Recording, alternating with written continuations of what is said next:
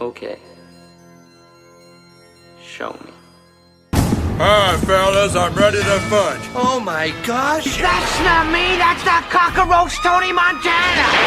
We want the black people on the motherfucking wall of fame now! Is that what you want? I want you to be a hockey player! Alright, I'm not a fucking athlete. This is my fucking way. This is how I win. You go in pieces, asshole. The Where We Gems Movie Podcast, your home for the most underrated and underappreciated films. Hello and welcome to episode 5 of There Will Be Gems Movie Podcast, bringing you the hottest takes on some movies you may or may not have heard of. I'm here tonight with Ryan. Hello. John. Yo. Tom. Hello. And we got another steamy hot take for you. How's everybody doing tonight? I'm feeling steamy. Oh, you know, just peachy. I feel good. Why do you feel so good? Personal reasons, but I feel good. So you're not going to elaborate? Not on the internet. Okay. Why did you break it up? What? Way to go, cuck.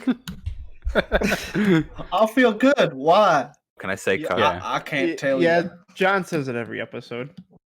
Okay. Yeah. It's like he's throwing it in there to make sure we get an R rating.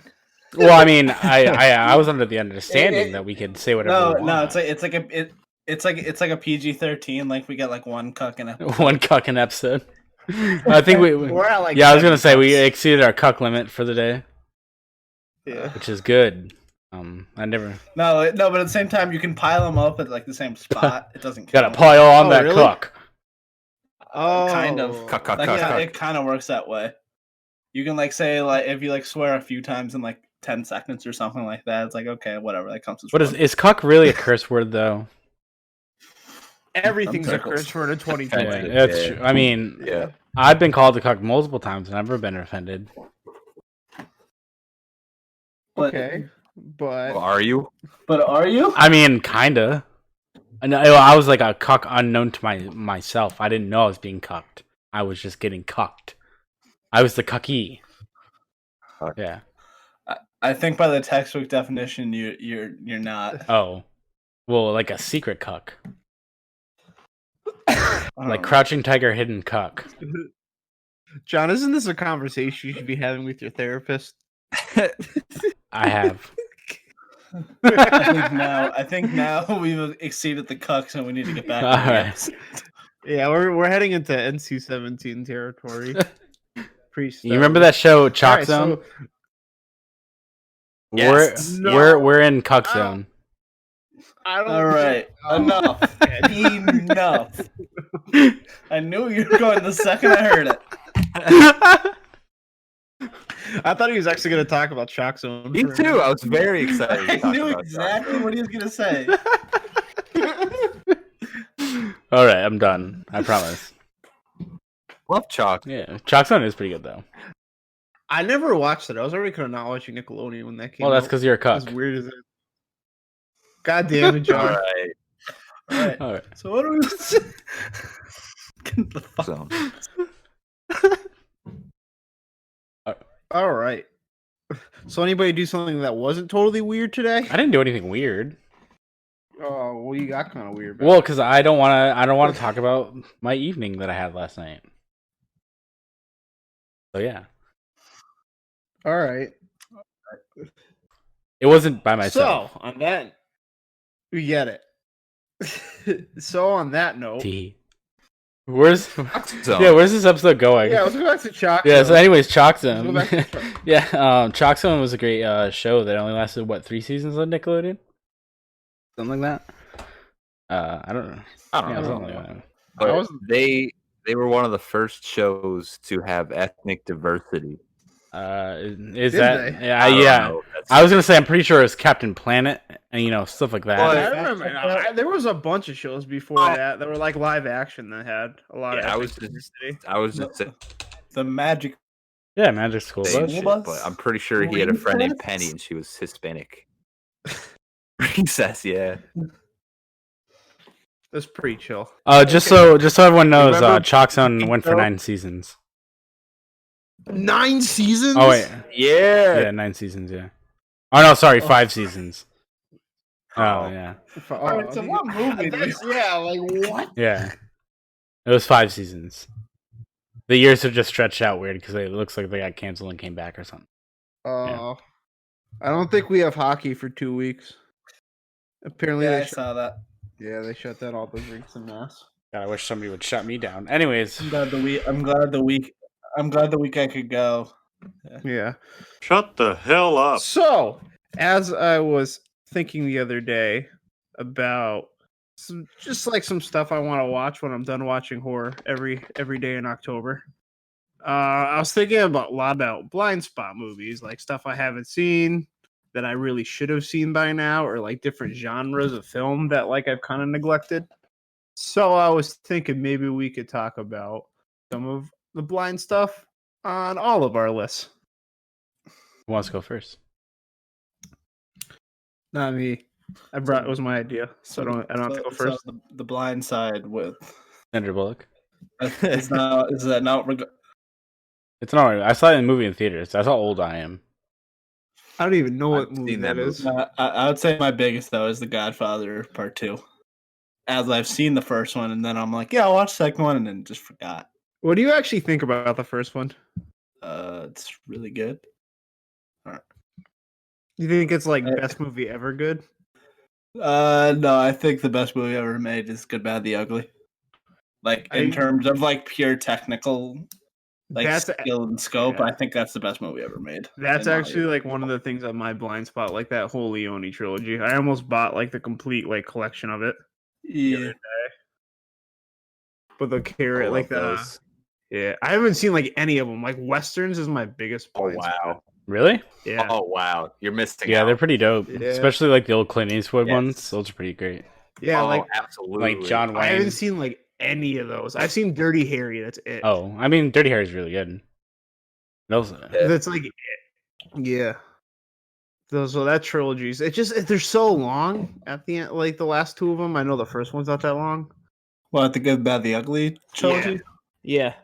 I mean, I think it's only the third one is super long. That one's like almost 3 hours. I think Yeah, the that second one one's is long, 3 too. hours. I mean, in reality, you don't need like they're just 3 movies Mhm. that because they're literally like they have nothing to do with each other. Oh, 'Cause I didn't know that.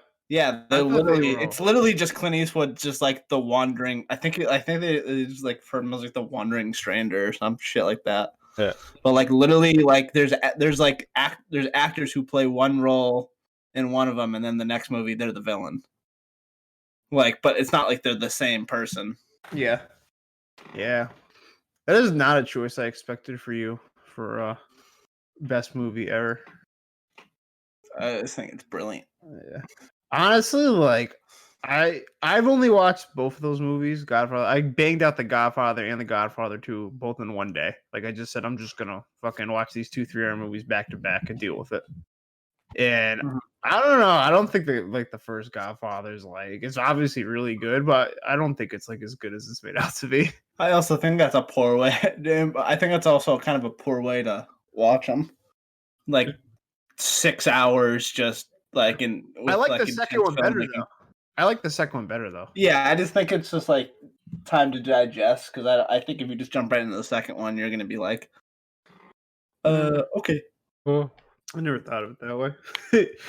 But like that whole like part where he like goes to Italy for some reason and well, not for some reason. There's a good reason to go there, but like the whole like thing of like his time in Italy just like seems so out of place to me. Yeah. I also want to really get into. I've only seen a couple of these, and I saw a couple more recently that like really made me want to watch all of these. But I want to watch like some more like Korean vengeance movies, and just in general like Asian like samurai like vengeance movies. That was a good call. I The like original Seven Samurais. I bought that like 2 days ago on the Criterion. I had a flash down. I bought Seven Samurais, but that movie's long as shit too. Oh, poor baby. It was 3.5 hours long. Oh, that's nothing, dude. What is? Seven Samurai. Have you seen Citizen Kane yet, Tyler? No, that's also like on my list of things. Next year is gonna be like my big year where I just like watch everything that I haven't seen that I really should have seen by now. I've been saying that for years.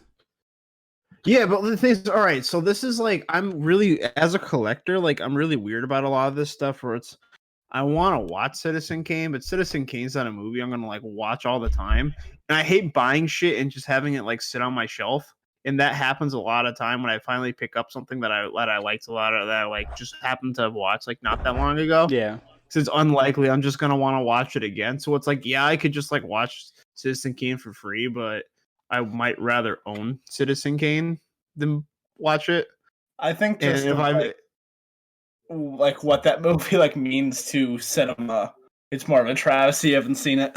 Yeah. yeah, like that's why though. Like there's another movie that's like ridiculous I haven't seen. That's like Cabin of Dr. Caligari, and I just like for whatever reason like it's always free on Amazon. And I just like have not. I've just not watched it for whatever reason. You got any blind spots, Tom? I have an embarrassing amount of blind spots. Go into it. You'd be like, surprised. Like as much as I watch movies, there's so much good shit I just have not seen. Same. I mean, just start naming popular movies and all. Lord of the All Rings. right. Oh, I haven't watched any of Well, those. yeah. Star Wars. Yeah. Everyone, I've seen all those. Well, that's the thing. Those are like my kind of movie too. Like, I mean, I really like the thrillers. Yeah. Yeah. The Have most, you watched but like a lot just of like stuff? a chill watch movie experiences like those fancy ones. Have you watched a lot of stuff before like 1960 or even like 1970?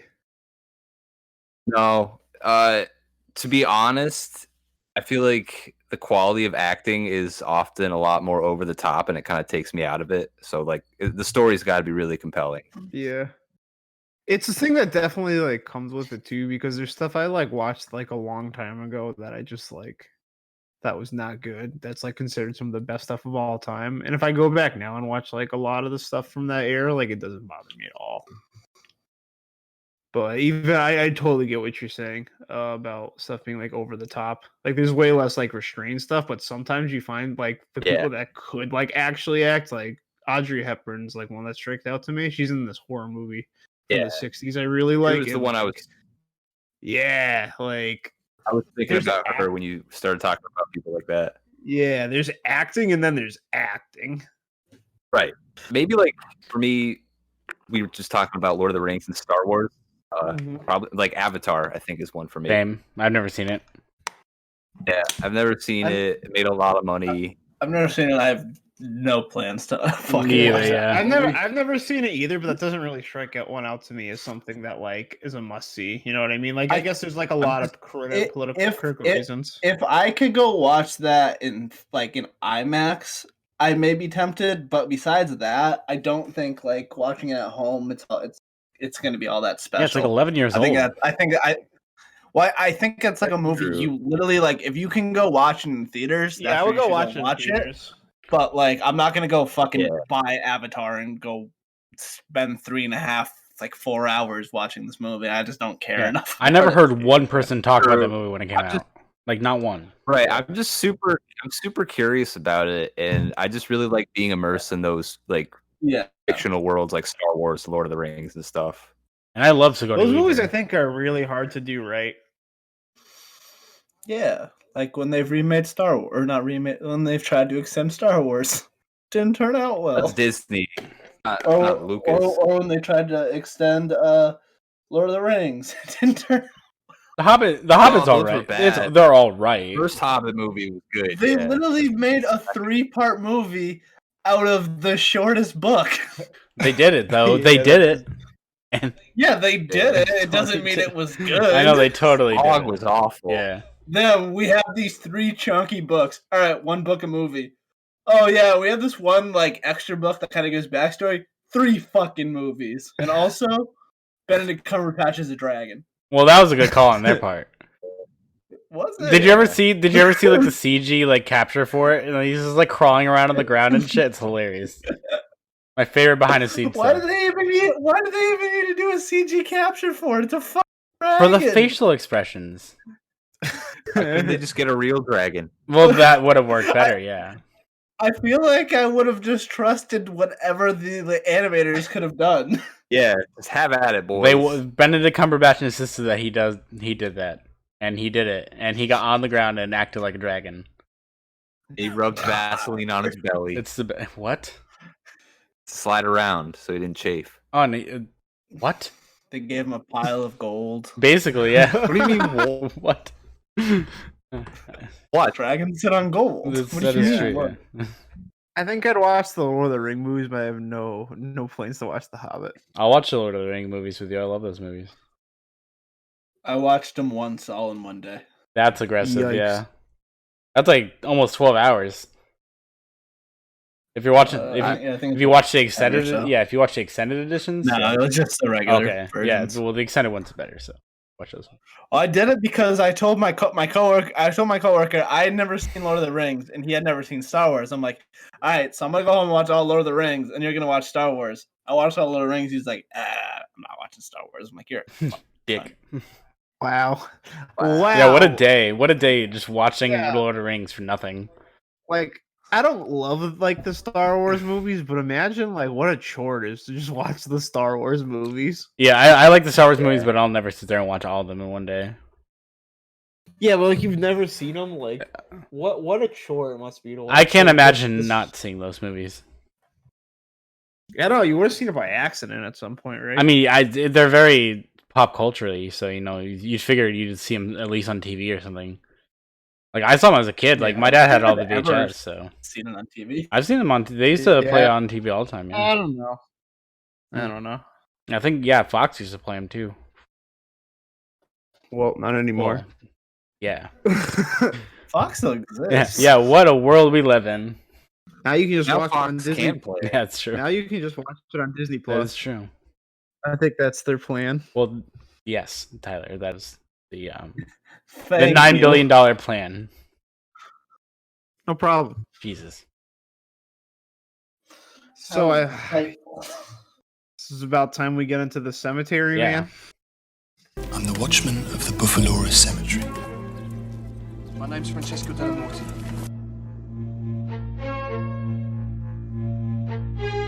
With your consent, I'd like to marry Nagy. Not as long, dear, as I've got a breath in my body. Stop killing the dead. If you don't want the dead coming back to life, why don't you just kill the living? Are you listening to me? Don't you believe me? No. Tough.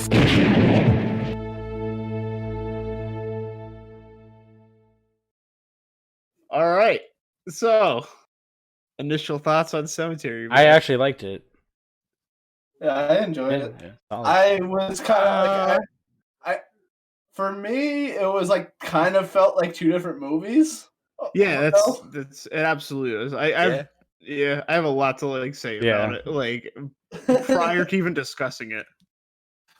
So, if you'll indulge me for a second, this movie is so important to me, and I think this is like this movie's very sad for me in a sense because this is like the last like good Italian horror movie, and like this, it's like the product of like 30 years of Italian horror. Back in the 60s, they started Italian horror like took off, where they started making a lot of these movies called giallos.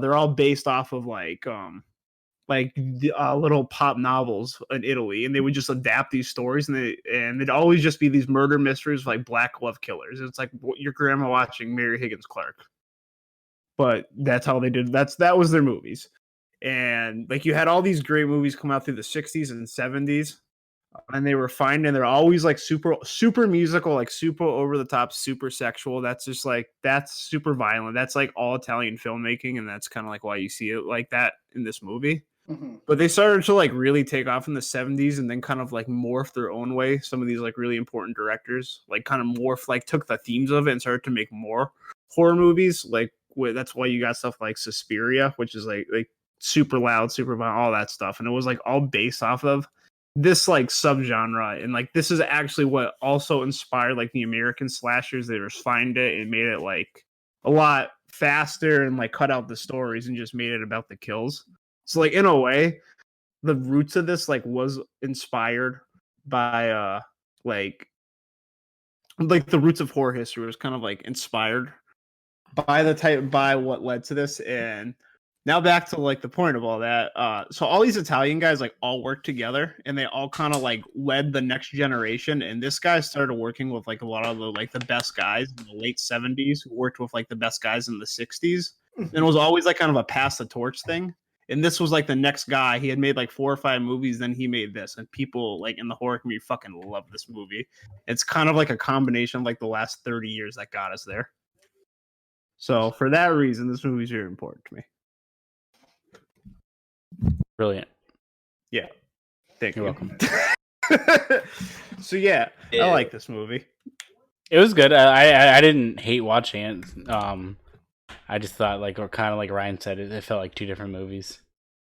So I liked the last hour. Like, I had fun with the first 40 minutes. Yeah. But it felt like it was just like it felt very disconnected from the next like it felt like they had like a 40-minute story that they filled in with other things. Kind of, yeah. Well, that's kind of like the thing I like. I'm pretty good about analyzing movies a lot of the time, and I don't even know where to begin with this movie. Yeah, it's definitely it's a hard movie to read just because like Ryan said, like the first 40 minutes have this one feel, and then the next hour has like a whole different feel.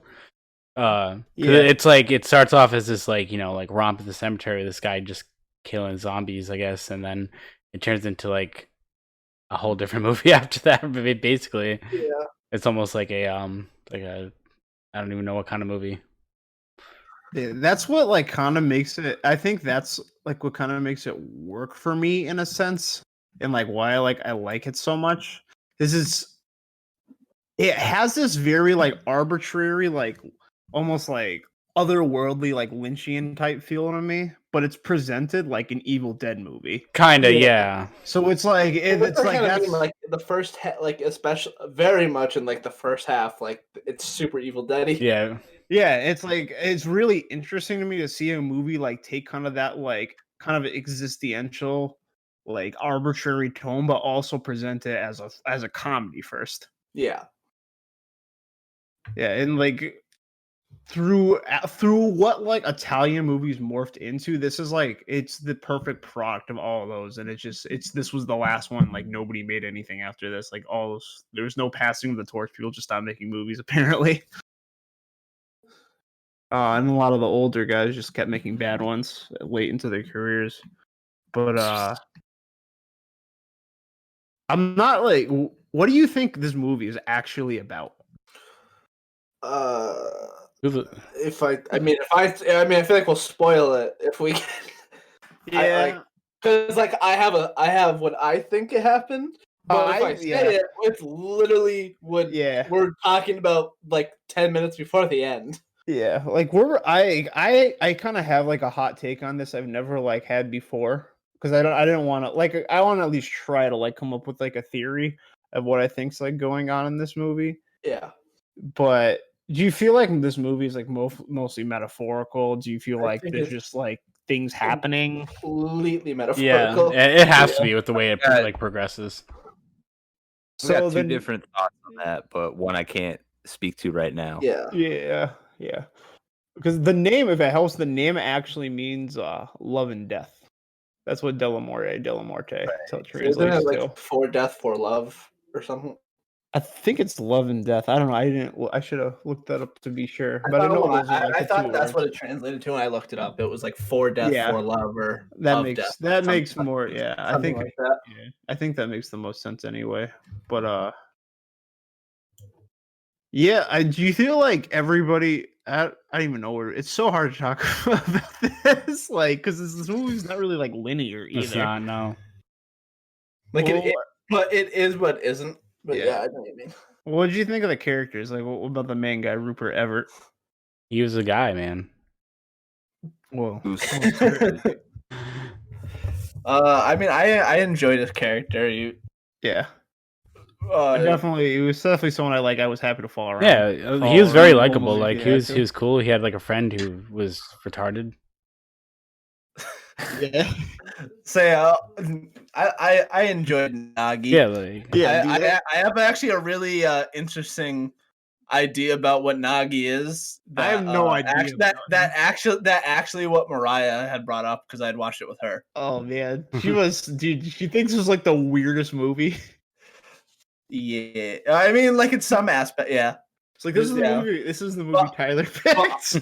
But honestly, what she said, I don't know if this is, but like when she was saying it, like it actually kind of made a ton of sense, especially when you think about like the way, like where Nagi lives, the way he acts. It's actually it'll be a fun discussion. Yeah. Oh, I lost it. Like I forgot like just like the subtleties sometimes, and I've lost it when he like just pulled out the violin. Yeah. Yeah. Like, I was fucking dying. Was that even a violin, or was he literally just playing? It looked like a box. I think it was just like a violin, a casket. Well, I didn't see any strings on it. It literally just looked like he was playing a casket. Well, maybe that's what he uses to make music. Whatever. Don't judge. Art is art, Ryan. His nails on it. Art is art.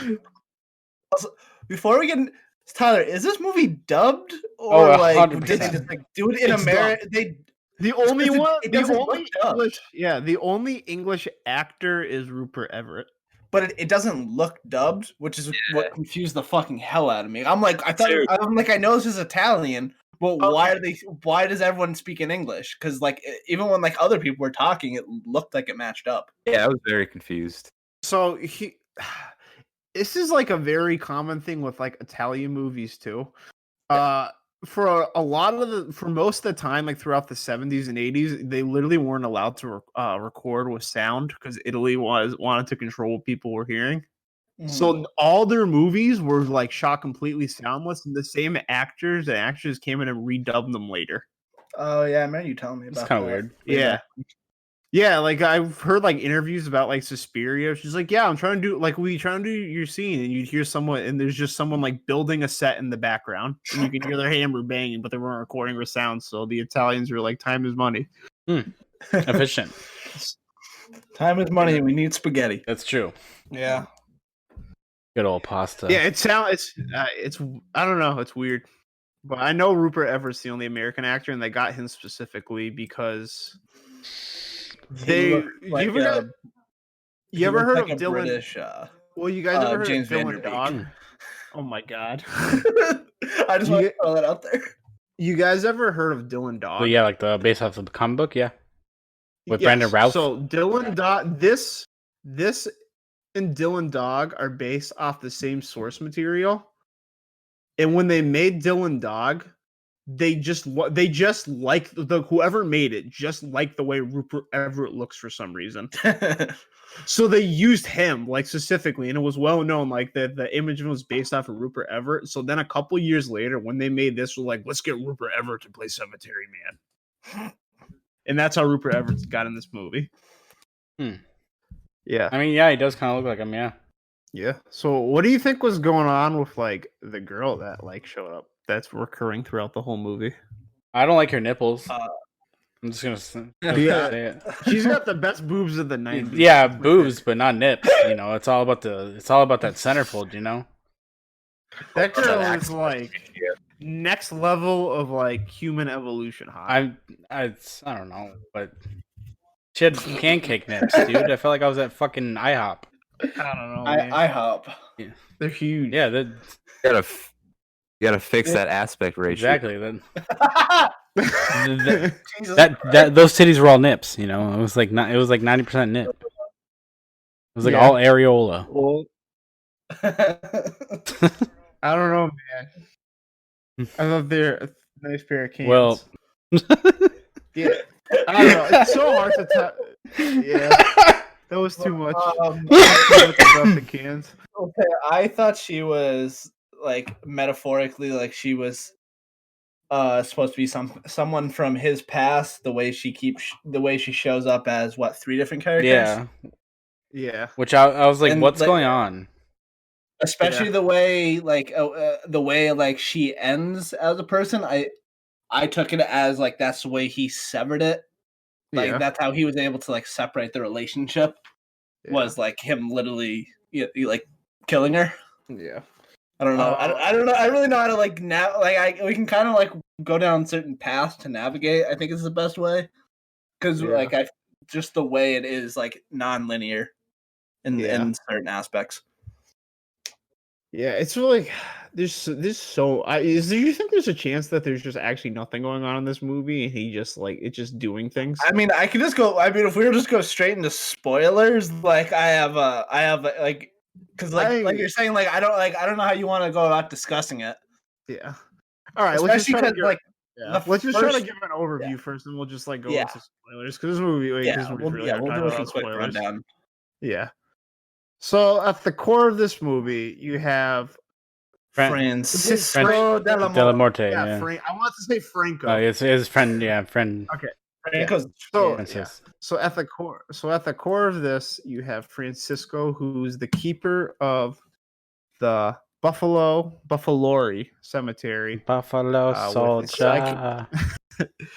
With his sidekick Nagi, who doesn't speak, is clearly has mental issues. He speaks. Well, he doesn't speak words. He makes He noises. grunts. He's like, oh. Yeah, totally does. He's French. Manga only pawn Yeah, he in is Game French. of Life. That actor's like a French opera star. Is he really? Yeah. Yeah. Literally, especially at the very end, like, what do you? Wait, I'm like, what the fuck? Why is he French? Yeah, I thought the same thing. It's out of nowhere. So why are you French? Yeah, So, random. Why French? so Francisco is the keeper of the graveyard, where after 7 days, some of the corpses come back to life, where he has to be killed again, where they have to be killed again. And it appears this has been going on so long, it's just a mundane, not shocking task anymore. Yeah. Yeah. He's like, oh, another zombie. Ooh. Yeah. Yeah, the way they open it up is definitely like just feels like another day, another bullet in the head. I mean, it's only like one or two a night that he has to deal with, so I mean, it's not that crazy. Until. Oh my god, I can't wait till we talk about the bus. What the hell? What was that about? Anytime, like you feel like you know where this movie's going. You don't. Yeah, you don't know where it's going. I never once felt that way. Yeah. Yeah. I like stuff like that. I was trying to figure it out the whole time I was watching it. Like, I contemplated watching it again, but I was like, nah, I don't want to do that again. So It's too Italian. Too much pizza. I kind of like had a feel you guys might have a disconnect from this movie because of how Italian. No, I mean, I liked it. I mean, I like pasta, so I was like right up my alley. Especially like with the whole busing, I'm like, this is so fucking Italian. I didn't even register that as super Italian. I just registered as like he's on a bus. I think I've just watched enough Italian movies with Tyler. I mean the Where, Italian like, style filmmaking style. Oh, Especially when the girl got her head smooshed. I was like, oh, that is like one of the most Italian deaths I've ever seen. It's weird because it had turned into a meatball real quick. I have a gripe with that. I also have a minor gripe with that, but it's hilarious. Yeah. All right, go on. All right. They put her head back together, and she just had a few scars, and that was it. What the hell? She was perfectly fine. Yeah, it's beautiful. Like, she literally got her head mashed, and then they cut to the funeral. It's like, oh yeah, just a few stitches. Like, what? They literally said her head was sliced off. Feet in a row. Yeah, it's off the charts. row. Italian. That's like very that death is like what I like. That's like just so typical of like these Italian movies. It's like you just know it's over the top ridiculous in every aspect. All those movies I was talking about with dummy deaths, those are all Italian. It's fucking so great. Yeah, like when they oh yeah, like the one where like the three are in like his like office or whatever, and like he just shoots one of them and it clearly cuts like the doll, and you can clearly see its head explode. And I'm just like, that is some good trickery right there. Round of applause for them. So what she's saying is we love the effects of this movie. I love the effects. Yeah, they're top tier nonsense. Yeah. Well, I especially loved when they first crashed into the bus and they clearly just bucket of like fake blood at the bus. Yeah. The way it looks like someone just jumped into like a red pool of water. The way it's Yeah. just under the bus. Cannonball. Like whoever they hit was just like a balloon full of blood. So I think we've established that if you're watching this movie, you're not watching this like first story. You're kind of just letting this happen. Yeah. And you're watching it for the entertainment value of what's happening. Not to say that this is bad, because I don't think this is bad by any stretch. No, But it's not a bad movie. No. You're not going here for like the linear filmmaking or like some type of story. Like this is more of an experience than anything else. And this is kind of hard to talk about in that way without spoilers too. So let's talk about the technical stuff a little bit before we get into spoilers. I adored when they did like the spinning camera shots. Those are my favorite parts of the movie. Like my favorite technical parts of the movies when they're doing these conversations where they're like in like when they're like keeping out like this like perfect circle. Yeah, really cool. And the sound that plays around it. Yeah. Remember that like that first time we was with the girl, I think her name's just she in the movie. Yeah, it is. Like when he's with her like the first time and it's like spinning in the ossuary and it's so good. It creates like just a very like almost like unnerving effect, especially especially like when he's like talking the next time when he talks with her in the cemetery and she's like talking about being with like the new mayor and stuff like that. It just felt very like unnerving. Yeah. Like, when she's like kind of just like spreading out this dialogue and the whole time you just whenever you get to his face, like it just like has this anguish on it that was like really cool, like with like the camera spinning. Yeah, I think this movie's technically real. It's still way better than I thought it was technically. I kind of like. Yeah, I mean, there's definitely some aspects that are questionable, but like when they were really trying, with like the technical, it panned out pretty well. Yeah, and the thing about those two, a lot of the time, it's almost like the charm of Italian movies. Like that's kind of just a thing that's a part of them. I love the sound design, like all the sets. Like I thought that was all like super good. So we want to just get into spoilers and really talk about what this is about. Baba Booey. Baba Booey.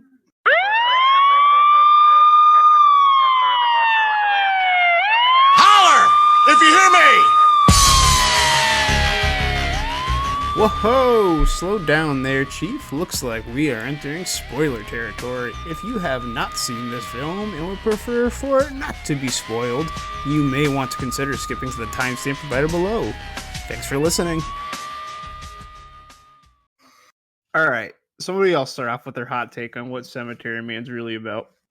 So before I get into like what I think the whole plot is, I want to get into Mariah's take of what Nagi was. Yes. Okay. Nagi was actually supposed to be symbolic of Rupert Everett's penis in the movie. What? Because what? Oh, hear me out. Hear me out. All right, you have the floor. So he's like it mentions earlier in the movie, like he's impotent, and like you have this very quiet man who doesn't say any words the whole movie. When he's talking to the mayor's daughter, when he gets too excited, he explodes when he pukes. Oh my god! That did happen. Once he gets not chemically castrated, but once he got like that shot, all of a sudden you don't see Nagi. Nagi ain't talking much, and he also spends the whole movie like shrunken into his coat, like he's like in the hood. Oh my god! Yeah, that's insane. Also he lives underground. And he's covered, like he's like in the house covered under. So so like when I heard that I was like, oh man, especially like there's definitely more things. He doesn't like when he's like fighting when he's fighting the zombie in Nagi's house, he doesn't get up when he's needed. Oh yeah. Also alluding to the impotence. Oh my god. That is the most craziest theory that I 100% agree with now. I've never ice cream. That's insane. I've never thought about dicks so much in my life until now. Once I heard that, I was like, especially like once like I have the idea in my head after being told that, it's like, motherfucker, this actually adds up. Yeah, that actually does make a lot of sense, and big ups to your girlfriend for that. Because I would have never thought about that. Because the last thing I think about is wieners. What does him talking at the end mean then? That one, I'm not too sure about that one. I don't like. I mean, my dick talks. Maybe. So, so does anybody have another hot take on this movie? No, I mean that's the hottest take you can get. Right. Sexy. Well, what's really all right? So, what do you think's going on in the actual movie other than Nagi's Francisco's penis? His fallacies. I'll let someone else go. I don't know. It's I can give my opinion of. I have a theory. Right. Okay. I think he's dead. I do too. I think everyone in the story is dead. Yeah. That actually makes a lot of sense. I think he's in purgatory. Yeah, I mean, basically, I'm thinking like when you die, you just have like your consciousness just replays over and over, and what weighs the heaviest on you is. Ooh, that sounds what you see awful. I never want to die. And he's definitely going through a lot of cycles. Yeah. But yeah, I mean, he goes through a lot of cycles in the movie, and he has those conversations with death. Yeah, so, those had to be somewhat important. And another thing, are we into spoiler territory? Yeah, we're full in it. Making sure. All right.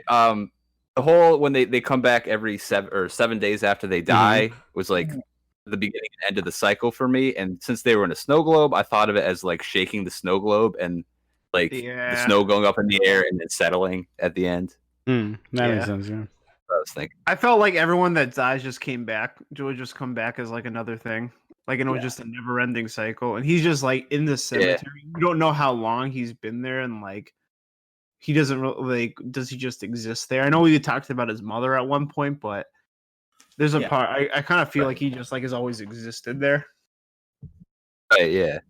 Like tied to it intrinsically. Yeah, because like you never see them do anything like go and get food or no, they ate that soup or like, wagi. Take it.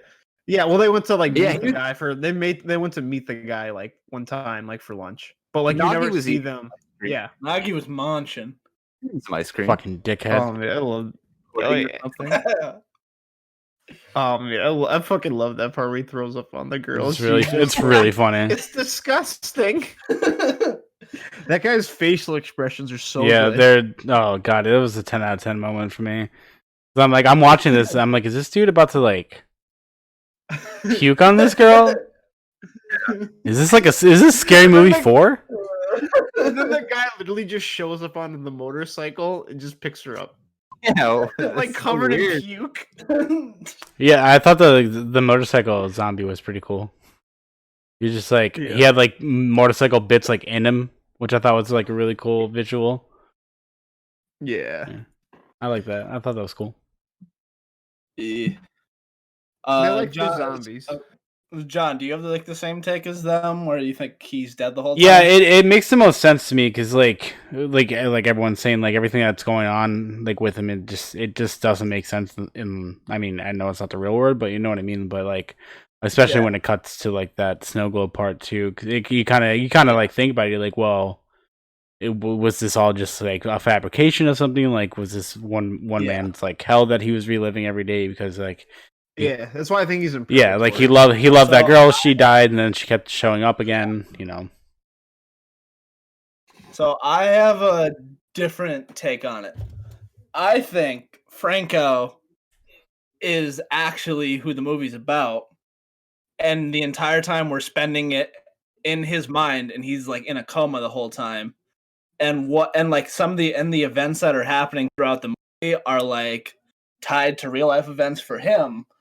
And that's why that's why he's like in this like the snow globe is actually his mind. That's how I interpret it. I mean that can make sense, yeah. Yeah. So in a way, we're all interpreting it's like he's not in like a regular state of consciousness. In every what do you think the people coming back to life represent?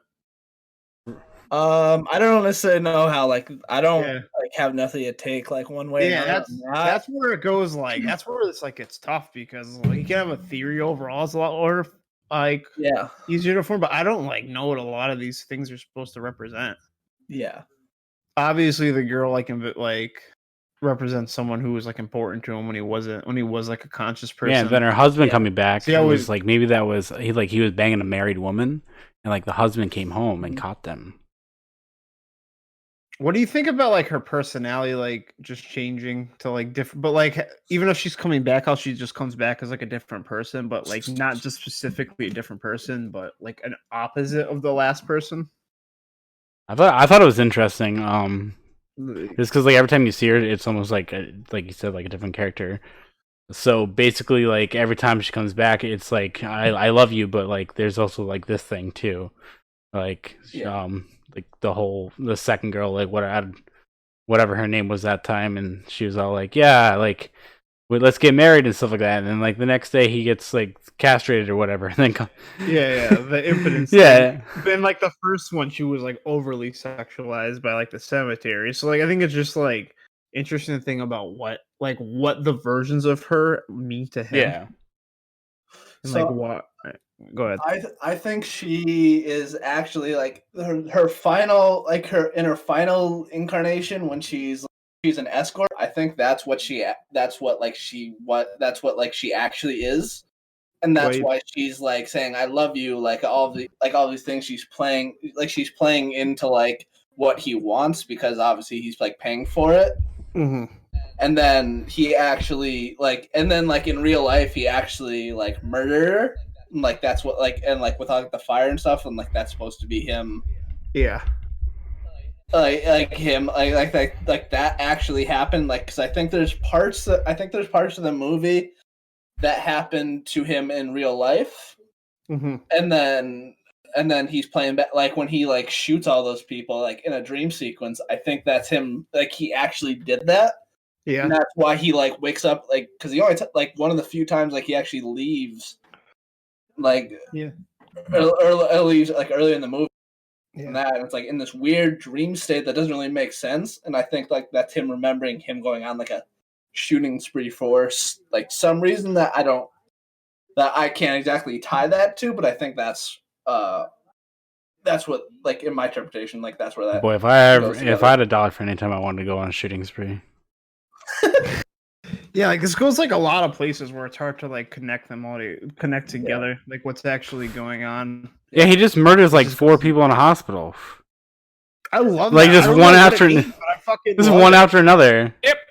He's like, oh, you're dead. You're dead. Oh, hey, how you doing? This person killed this person. Oh, by the way, you're dead. Hey, chill out. Stop shooting. Now that you mentioned about the girl, he does say the whole movie like not even death will separate us. So that kind of makes more sense that maybe he killed her and himself. Yeah. And they've been together forever. I mean, it kind of alludes to that, and like what the like the description on the movie, especially on the back of the Blu-ray, it kind of like alludes to that in a way. Oh, really? Yeah. I never took the time to read it. Apparently. Yeah, because I read it before, and when I was loading up, and I was like, oh, okay, so this is what the movie's about. It says something about like an endless cycle or some I don't know. Tom, you have it in your room, right? No, it's on the table. Hold on, I'll read it real quick. All right, so this is what it says on the back of the bright yellow Blu-ray. It says meet friend Francesco Dellamorte, cemetery man, grave digger, and guardian of the mythical Buffalora cemetery, where the dead just don't stay dead. 7 days after burial, the fresh cadavers crawl their way out of their coffins looking for flesh to eat, and it's Francesco's job to dispatch these quote-unquote returners before they escape into the local community. But his quest to stop the dead from invading the world of the living falters when he falls in love with a beautiful and enigmatic widow. Visiting her husband's crypt for when he kills her by mistake and is cursed to see her face for eternity. The difference between being alive and dead becomes chillingly confused, and in his shocked and romantically damaged brain. Well, geez. Yeah. Oh, pepperoni nips right on the cover. That's how you know that Blu-ray is not American. Yeah, that's like basically, it tells you basically the entire movie. Yeah, that's in like, 2 that's like paragraphs. that's a German import. You can't get it's a $70 DVD or some shit like in America. Maybe it's a lot cheaper now because it's got to be cheaper now. But like this is like a real expensive DVD in America. Crazy. Yeah. I was surprised I was able to watch this on just YouTube. Like someone just uploaded this to YouTube. Yeah, this movie's really hard to find. And YouTube's just like, all right, they can keep it there. I'll allow it.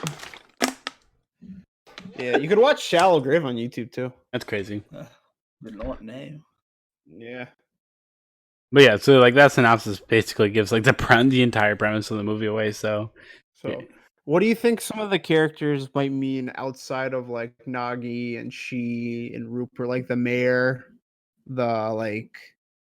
in respect to let's assume that like Nagi really does represent Francisco's penis. What does that mean for like the severed head of the mayor's daughter? That he wanted to skull fuck someone's daughter. I don't know. What is the connection? You think it was in there just like we're gonna do this? Penis? What was that? Maybe thinking with like his penis. Oh.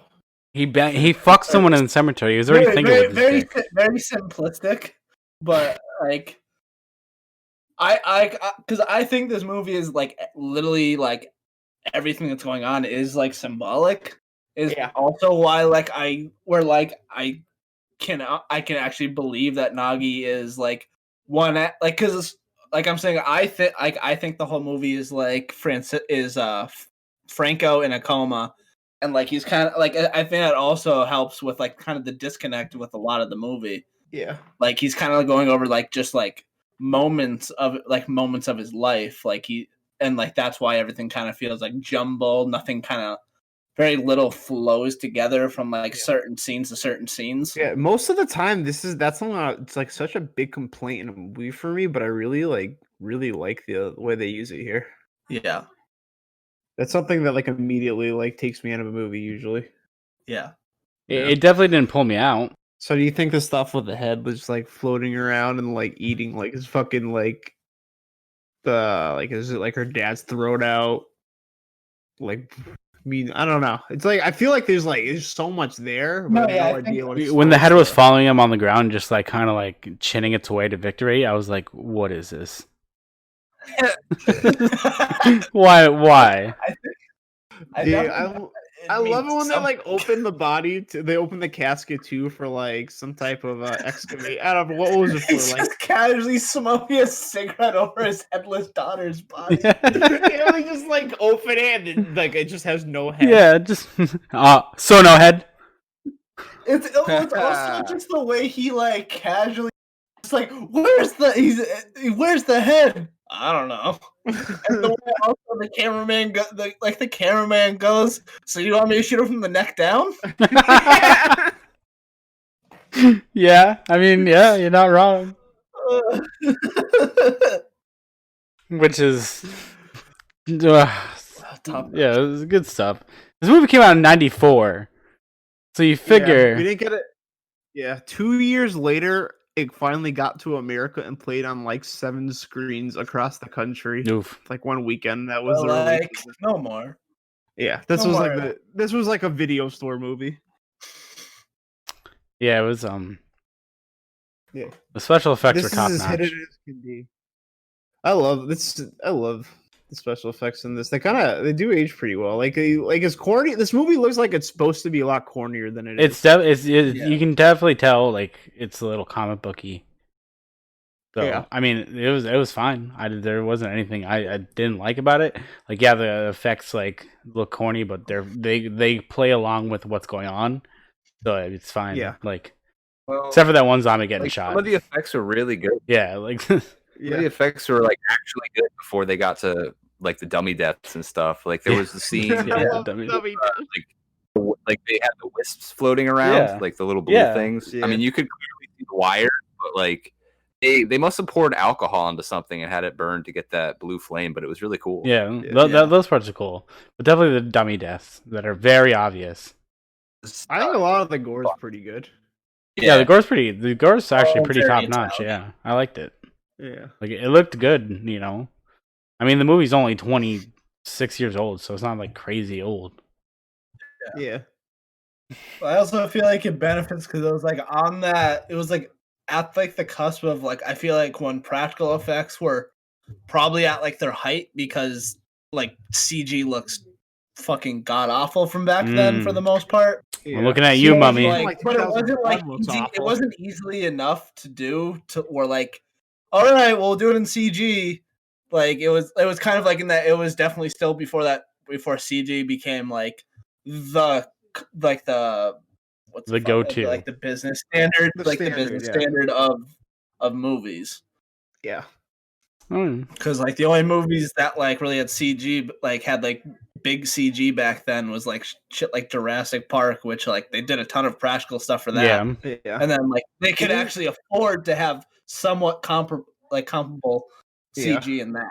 Even the CG, we watched Jurassic Park not that long ago, probably like a month and a half, 2 months ago, and even the CG in that is not like it's not top notch. You know what I'm saying? Like that's a fucking $100 million movie, and like the CG in that isn't great. Yeah, like so by today's standards. Imagine this movie that was made for probably $25. I think it's made for $4 million. I looked it up. That's pretty cheap. Oh, they made it for $25. Yep. That's actually kind of impressive. The director said, "Hey, we'll get you some beer. Just show up." Everything that goes on in this movie. Shoot a case of beer. No, what do you think? We made no money though. Yeah, because nobody saw it. It played like made $250,000. Oof. Yeah, I'm telling you, people in the whole like. Okay, so I don't actually know. It doesn't have the Italian box office because it made $22,000 opening weekend and a total of $250,000 in the U.S. Oof. Yeah, so that was probably just video sales, but yeah, didn't really get any type of release here. We got US got a 1996. Yeah, so it doesn't have the Italian stats on. Yeah, this guy Michel Soave, he's a pretty like notable-ish director in Italy, so I'd be surprised if it just didn't like make at least some money. Yeah. He wasn't like as big as like the people that like he worked with before him, but he like worked with like Lucio Fulci and Dario Argento, who are like probably the two biggest Italian directors like in the horror and in horror. Sergio Leone's Italian, right? Or is he Spanish? Because like that was obviously I want to say he's like Italian, but like he moved to Mexico because like. Because they consider the Good, Bad, and the Ugly trilogy spaghetti westerns, so I'd imagine he's Italian, but I honestly do not know. Yeah, like I want to say, these are definitely like the two biggest Italian horror directors. Like I don't want to step on anyone's toes because I think I'd sound like an idiot if I said they were just like the best ones. Yeah, as if talented directors never come out of there. But does anyone really have anything more to say about Cemetery Man? There's not really much to say. We kind of the movie is very much like easy to talk about. Yeah, I think it's a very fun movie, but like I had fun. I think I think it's just like kind of hard, like because like a lot of it's symbolic, and I think you would need a ton of viewings. Yeah, I've seen this movie. I think knock down or like have discussions with people. Yeah, I think I've seen this movie 4 times. 3 or 4. It's at least 3. It's 3 or 4 times over probably the last like 6-7 years. Yeah. It definitely is a little bit difficult to talk about, but because it's just like it's basically all just theories. Yeah, but I really like movies like that you can rewatch over and over and have a different take every time. Like understand there's stuff going on even if you didn't. Try to find more stuff as it goes on. But what's really nice about this movie too is like I think this is also a really good movie you could just like show it, like have a couple beers and watch like at face value and just show people. I think it's fun enough and there's just like enough like going on, enough like stuff to really keep you interested and like come away with a positive experience on it. Yeah, no, I agree. Yeah. All right. Has anybody else got any last thoughts on this? Nah. I quickly just want to run today. I just want to read Yeah. the negative reviews. Because I was just scrolling through, I was trying to find the box office, and it doesn't even show me the whole thing. All I see is with one incomprehensible sequence to another. That's all it shows me. And I think that's honestly the best description of this movie. One way or another, if you take it at face value. Yeah, you're not wrong. Well, there's people that watch movies that stumble onto stuff like this that like they literally only watch movies at face value. Yeah. So, I mean, I guess. Yeah, no, 100%. I mean, it's like also like tough going to the movie expecting like a think piece. You're gonna be like, okay, what the fuck is this? Why are they in a snow globe? Why did he shoot a bunch of people in the hospital? Yeah. Yeah. Why did he do that? Yeah. We don't know. Why? Yeah, it's like it's so I don't know. It's like it's really appealing to me though. Like I already want to go back and watch this movie again. I think that snow globe is definitely supposed to be a metaphor for like his basically trapped consciousness though. Yeah. Well, that's also why I think it's like a coma, not like him in purgatory. And also, one last thought about like when he's going into the hospital and like going on like a shooting spree. Yeah. So I think that's him trying to get to his consciousness, and then he tells him to go away. Like he doesn't want to face what he did, and like all of that come to light. Maybe he is in a coma. That sounds good. It's quite possible. Because like he gets there, he like wakes up and like tells Francisco to go away. Is this really just the Italian Jacob's Ladder? Is this where Jacob's Ladder got its idea? Oh man. No, Jacob's Ladder came before this. Yeah, but isn't this based on a novel? It probably is. Yeah, I want it is. It is. It's based on the comic book. Based on Jacob's Ladder. That's a good one. I like that one too. I like the movie a lot, actually. All right. When was the? I just want to see when the book was written. Dylan Dog was written 1986. Come on, Wikipedia. Yep, 1986. Look at you, John. Got it. Wow. Look at you. All right. So if nobody has any more thoughts on this movie, I guess we can get into ratings. I'm a thought. What do you rate it, John? I'm gonna give this movie a solid like 6.5. I did like it, but I wasn't in love with it. I think I do need to watch it again though. I think this is definitely a movie you got to watch more than once to like get a good take on. I'll give it a 7. What do you think about this one, Tom? I give this one a 5.2. 5.2. Yeah. So we were talking a little bit about people taking it at face value. I did that, and shit happened. I mean that's a fair. That's a fine take. Especially at a face value look. I can elaborate on that. Yeah. Like the effects caught me pretty early on. So it was something that I was really into. Yeah. It's really the story. If you're trying to follow a story, it throws you a lot of curveballs. Yeah. There's no way. You more than one story. Yeah. But it was still good enough. That's the thing. And I wanted to do a little more than 5 because I call 5 completely average, and I think it was definitely better than that. A lot of aspects. Yeah, I give movies like 5.5 that I like. So yeah, maybe we should just rate the 3 separate movies within this one movie. Right? Yeah. Yeah. I don't think I can even distinguish 3 movies in this. I can distinguish 2. I think from the bus crash is where I'd end the first movie, and then after that, if you were to but then you also got the cemetery porn too, so that's like movie number 3. That's the porno part. That's the porno intermission before you get to the snow. Yeah, it's like the side hustle. What do you give it, Tyler? All right, so I'm gonna put 2 different ratings on this.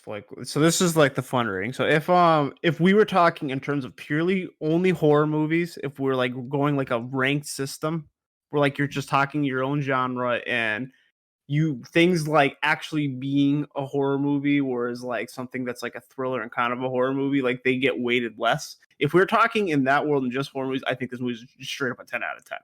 But in the world of reality, we're putting all these things into account. Does not exist. Yeah, where we're talking in all films, I think this I'm gonna put this at a 7.5. So I think there's lots of this sect and the things that they're trying to do well, they do very well enough. But at the same time, there is like it does have its quirks and it does have a cap of how good like it actually is. Yeah. Yeah. So that gives us the grand total of 26.2. You said 6.5, right, John? Yes. Yeah, so 26.2. So 7.2 on IMDb. So we're probably it's like a little bit lower. Ballpark. Yeah. But yeah, it's a little bit lower. Yeah, no critic ratings on IMDb because no one's seen this movie. The Rotten Tomatoes, it's like a 62, and the audience rating was like a 7.4 or something like that. I just looked at it. Yeah. So we're in that space. All right. So I guess that makes it your turn, Ryan. You gonna take us to something a little bit more linear? The movie I decided to pick this week, it's a little bit more. I'd say it's kind of a known movie. It did win an Oscar, but I think it's still criminally underseen, and I think it's the most brilliant performance from Philip Seymour Hoffman ever, and that would be 2005's Capote. Oh, I thought you were gonna say Along Came Polly. I thought you were gonna say The Master. And I think the Master is much more popular than. I was like, oh, that's on my blind spot. Yeah, I've actually never really heard anyone talk about Capote. Yeah, it has like 100,000. I've actually started to learn. I always thought my numbers were skewed because like way less people rate horror movies, but 100,000 is actually not that much. Well, especially for a Oscar-winning movie, and I'm sure at the time. 2006. And this movie being from 2006, it's definitely has fallen by the wayside. And I think this is just such a brilliant performance from Philip Seymour Hoffman that more people should see this. Is that the movie about the rat? Oh yeah. I'll read the synopsis. Oh. In 1959, Truman Capote learns of the murder of a Kansas family and decides to write a book about the case. While researching the novel, In Cold Blood, Capote forms a relationship with one of the killers, Perry Smith, who is now in death row. So it's the behind the story of the book In Cold Blood. Oh, okay. Which is like also one of the first. I don't know one of the first, but it's one of like the big true crime books. That definitely started the genre. Oh, that's pretty cool. I'm definitely happy for this one. This is cool. Yeah, this looks cool. People I like in this. This looks You got Kathleen Keener. I like Philip Seymour. Bruce Greenwood too. I like Bruce Greenwood. It's a biography crime drama. I don't know if you've ever seen Philip Seymour Hoffman, but he dissolves into the role. You know what we actually watched this weekend after I got through my horror movie for the day? What? We watched Doubt with Philip Seymour Hoffman and what's her name? The one that has like 1 million Oscar nominations, the woman. She was in Meryl Streep. I was gonna say not Schindler's List, the other. No, Meryl Streep. Yeah. Meryl Streep. That movie, he's like insane in that movie too. He's just an insane actor. Yeah. I really liked him in the Hunger Games. I'm pretty sure that's his last performance. Which is kind of sad. I really liked him in Twister. He was in. Oh yeah, he was in Twister. That's right. So you guys have seen The Master. Yes. I did not like that movie. I have not seen The Master. It's on my list. All right, so I guess that'll do it for us today. That was Cemetery Man. We'll come back to you next week with Capote. Goodbye. See you. Bye. Laters on the Menjay.